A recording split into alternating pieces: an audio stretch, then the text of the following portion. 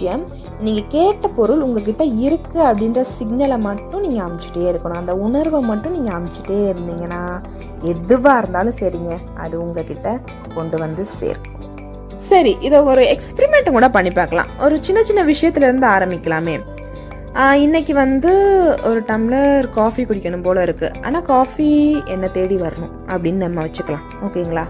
இதை பண்ணி பாருங்க, கண்டிப்பா உங்களுக்கு தேடி வரும். நீங்க ரொம்ப நாளா பார்க்கணும்னு நினைச்சிட்டு இருந்த ஒரு நபரை பத்தி நீங்க கற்பனை பண்ணிட்டு இருக்கீங்கன்னு வச்சுக்கலாம்.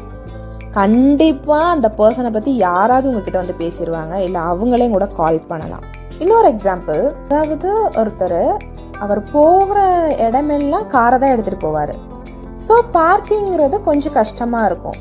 ஆனா அவர் என்ன நினைச்சாருன்னா, நான் எப்போ இங்க கார் கொண்டு வந்தாலும் அந்த இடம் என்னோட காருக்காக எப்பவுமே இருக்கும் அப்படின்ற ஒரு எண்ணத்தை மனசுல வச்சுட்டாரு.